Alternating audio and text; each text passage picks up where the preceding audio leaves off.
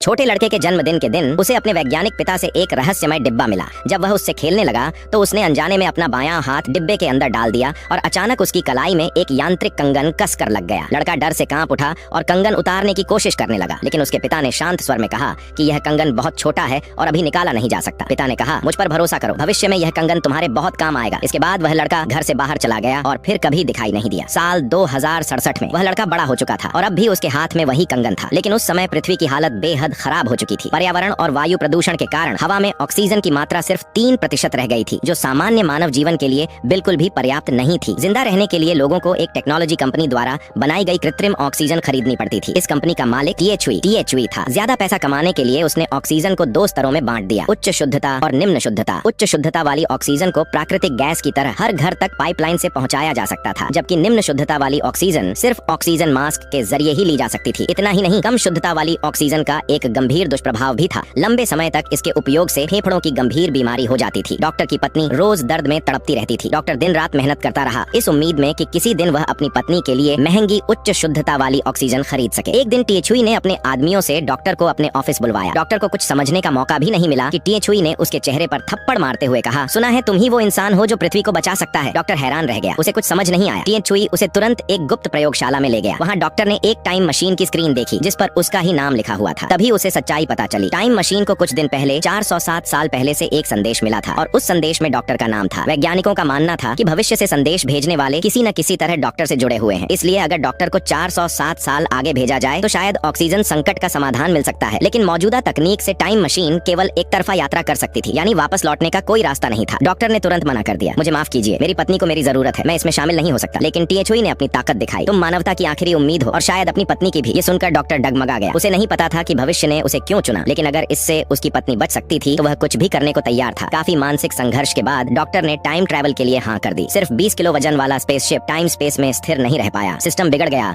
चारों ओर बिजली की तेज धाराएं दौड़ने लगीं। एक चमकदार रोशनी के साथ डॉक्टर को 400 साल बाद की पृथ्वी पर भेज दिया गया। गलत निर्देशांकों के कारण वह बहुत ऊंचाई से गिरा। वातावरण से घर्षण के कारण उसका स्पेस सूट जलने लगा। विस्फोट से ठीक पहले उसने ऑक्सीजन ट्यूब निकाल दी और किसी तरह बच गया। निर्देशों के अनुसार वह एक छोड़ी हुई प्रयोगशाला तक पहुंचा। उसका उद्देश्य था ऑक्सीजन संकट का समाधान ढूंढना और उसे 400 साल पहले भेजना ताकि मानव जाति को बचाया जा सके। लेकिन जैसे ही वह प्रयोगशाला के पास पहुंचा उसने एक कंकाल देखा और जब उसने ध्यान से देखा तो उस कंकाल की कलाई पर वही यांत्रिक कंगन था, बिल्कुल उसके जैसा। फर्क सिर्फ इतना था कि उसकी सुई हरे रंग की थी। वहीं पास में उसे अपना ही फोन मिला जिस पर उसका नाम लिखा था। डर के मारे वह इधर उधर भटका, लेकिन कोई और इंसान नहीं मिला। मजबूरी में उसने अज्ञात फल खाए जो जहरीले निकले। वह बेहोश हो गया। एक रहस्यमयी व्यक्ति ने उसे जहर का इलाज दिया। होश में आने के बाद वे दोनों समाधान की तलाश में निकल पड़े। रास्ते में उन्होंने ऑक्सीजन मास्क पहने लोगों